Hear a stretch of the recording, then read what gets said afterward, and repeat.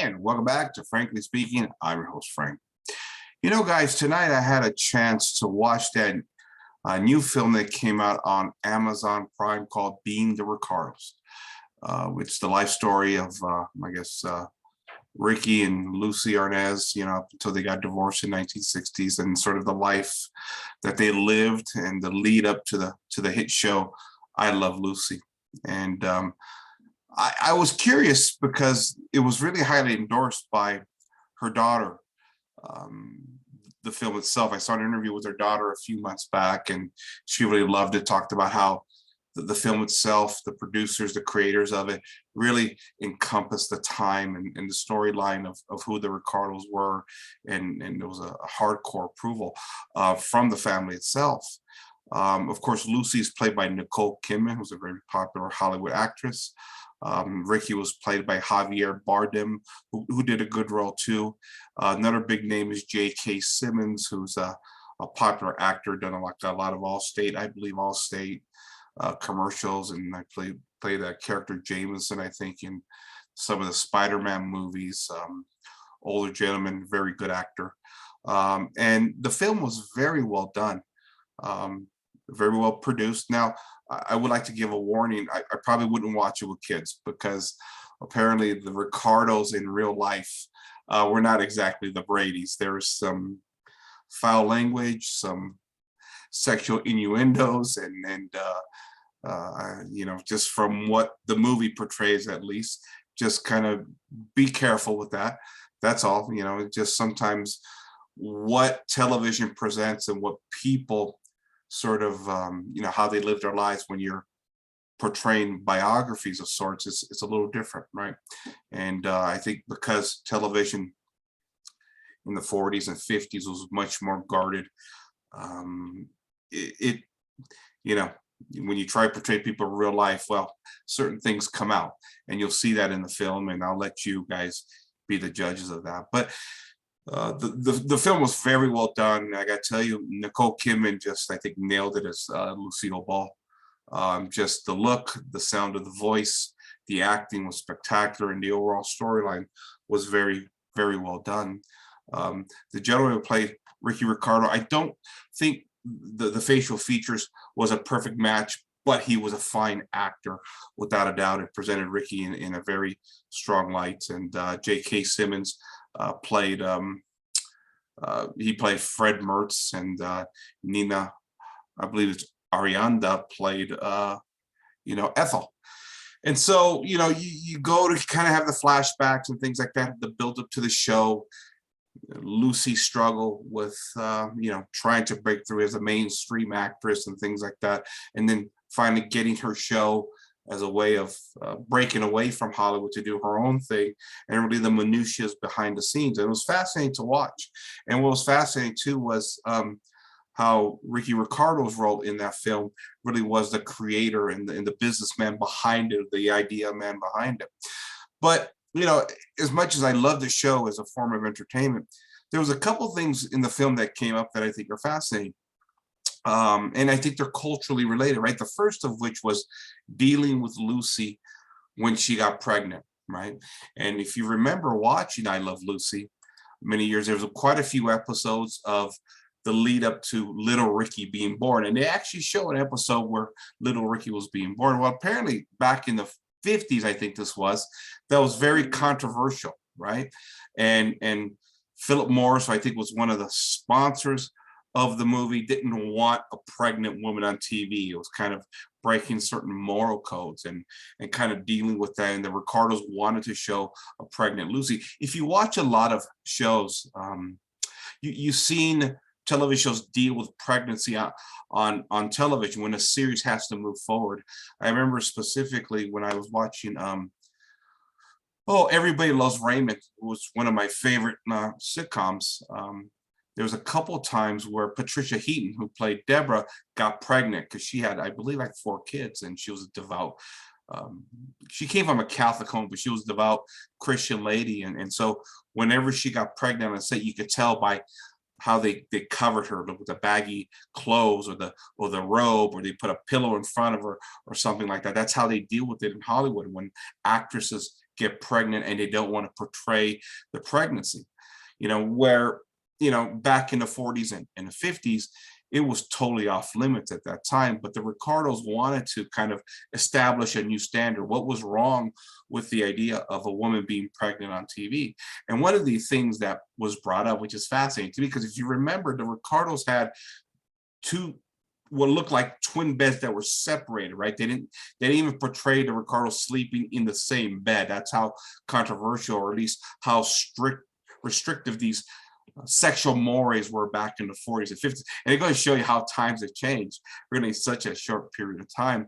But one of the big controversies was that if Lucy was pregnant while she was filming this show, naturally with the separated beds, how would that look, kind of thing. And I think it was, because they didn't keep the beds together. Obviously, they don't want to portray the Ricardos, engaging in intimacy, or at least giving the idea that they were having relations of some sort as a couple, which is kind of interesting in itself, because it's pretty just far out there. That's all I'm saying. And in some respects, I think it was good and clean. I understand the intentions behind it, because now in modernity, we've gone completely the opposite way, where there is no more standards anymore, obviously, right? I mean, there's some just filth and crap, but here, dealing with that, the sort of social stigmas of the time, fascinating to watch. And they had to deal with it in real life. And the Ricardos were a little bit more eccentric in real life, and so they were willing to push the buttons. I found that fascinating. The other thing that I found fascinating about the show was apparently Lucy Ricardo, and I remember this from my time when I was studying lots of American history, particularly in that post-Cold War era. Lucy had been accused of being a communist. And be part of the Communist Party in America. Remember, what is it, 1940s, I believe, 50s, you had in the House, what is it, the Department of Un-American Activities Committee, where lots of Hollywood actors were being called in to sort of testify whether they were part of a communist party of any kind. Well, Lucy got implicated. And apparently, from the movie itself, she checked off a box where she declared herself a communist. And when confronted by this, because the word came out, because back then America, regardless of my critiques in a lot of ways of what we've become, and I'll give the classical liberals this much credit, right? You know me, I'm on record for ripping the classical liberals. They saw the errors of communism before communism itself consumed America eventually. But you can argue that it was that period of time, the 20s, 30s, and 40s, where communism and Bolshevism is spreading all over the world, and I think a lot got ingrained in America. It just took a little bit more time in America, as I said before, because of the vast oceans that always protected America. But clearly there was things going on in Hollywood in particular, and Lucy Oball was implicated. And apparently the implication had to do with the fact that she filled out, I don't think it was a voter registration, but some party affiliation card. That's what it was. And she checked off that she was a communist. Well, word got out, and it was a big controversy because America was very anti-communist at the time. We were in the midst of a Cold War and things of that nature. People are being called again in front of the House Committee of Un-American Activities and things of that nature. And the show was threatened to be shut down, and there had to be public relations that had to be done. And it was actually Ricky who decided to come out with the story and blow off what she had checked off as a mistake. And there was an interesting little dialogue within the movie as Ricky and Lucy were asked to clear the room of all the producers of the I Love Lucy show. And it was just Lucy and Ricky in the room. And Lucy's take was, yeah, I did check it off. It wasn't a mistake. I just believe that people should be helped. I've seen workers get crushed. We need to help people, kind of in that purest intention. And Ricky, of course, who had come from communism in Cuba, said, no, it was a mistake. It was a mistake. I got chased off that island by communists. My father was thrown in jail for no other reason than just opposing basic ideologies and basic tenets of freedom and liberty. It was an interesting dialogue. And after Ricky went into this diatribe and dialogue of how bad communism was and the implication that it played in Cuba, Lucy kind of had a moment of reflection and understanding, like, I might have screwed this one up, with even with my best of intentions, to the idea that communists are looking out for the little guy or for the worker, as she had put it earlier. After Ricky explained to her how terrible it was, you could see she's like, oh, shoot, I screwed up here. And so Ricky constructed a plan to where he would go out in front of the audience before filming the show, reveal it. And because Ricky was a big man in Hollywood in general at the time, he got J. Edgar Hoover on the phone in front of the live audience. And they basically cleared Lucy's name at that moment. But they did deny the fact that, or should I say, they kind of lied, it looks like, from the movie to me, where she voluntarily, willfully, in good conscience checked off the box, but they dismissed the notion in front of the audience in the, in the TV studio and of course on camera, that they said it was a mistake that she made. So it's fascinating because it looks like, I'm not saying Lucille Ball was a communist, I'm not saying that. Whatever her intentions were drove her to check off that box. And it goes to the greater implications of Hollywood at that time, because so many within Hollywood at that period in time were being accused of being part of a communist party. And it's fascinating because, when I studied history, a lot of these accusations of communism were dismissed as a bunch of right-wing kook conspiracy nuts, the McCarthy era, and hunting down innocent people and accusing anybody that they could. Well, this movie doesn't necessarily say Lucy was, again, falsely accused. It actually acknowledges that Lucy checked off that box. Again, does that make her communist? I don't know if it does or does it. I'm just telling you how the story went. And it's fascinating because, here we are again, how times change, right? Being a far leftist, a communist, a Marxist is not even a crime anymore in America now, right? Where at one time it was considered, I don't know if it was a crime, but it was highly skeptical and people were to come down on you very hard, right? But now we're post-Cold War in America. And in that sense, we have socialists in Congress now, open Marxists all over the place. Our universities are full of this. Lots of our college students proclaim to be communists and Marxists. We got Antifa in the streets, right? It's quite an amazing time that we're living in. Sort of the polar opposite. It shows you how much things have really changed. And watching it, there's some interesting things that took place in their lives. And it was a different era. It was amazing how she commanded such control of her show, control her life, and how they thought of themselves as, very strong-headed figures. But it had that whole American thing of pursuing your ambitions, right?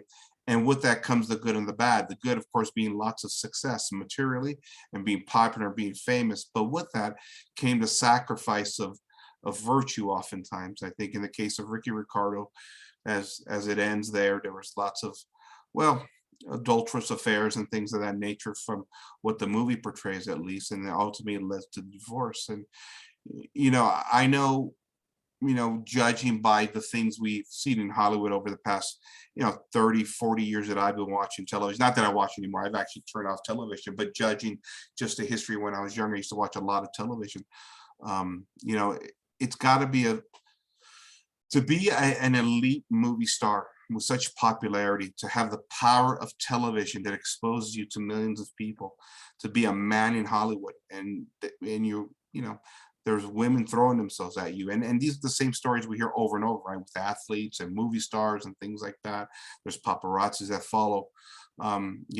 You almost wonder, or at least you notice oftentimes that marriages don't last because of what comes with that fame, what comes with that popularity, what comes with the money and the lifestyle itself, as Hollywood itself consumes lots of individuals and destroys lots of individuals in a lot of ways. And that's why oftentimes you see Hollywood stars that really have lots of personal struggles, personal affairs, and whether it's with relationships or drugs or whatever it may be, alcohol, things of that nature. So many Hollywood stars, again, popular singers and things like that, using drugs, and so much life being lost, because it shows you that in Hollywood, in many respects, it seems to me as a novice observer that you're selling your soul to something dark in order to achieve the material wealth, to achieve the popularity, to achieve the accomplishments of this world. And I think in some ways, unfortunately, for the Ricardos, a couple I think we all loved, right? Um, I think that affected them in their personal lives. And so it was interesting to watch because in some ways it's fascinating.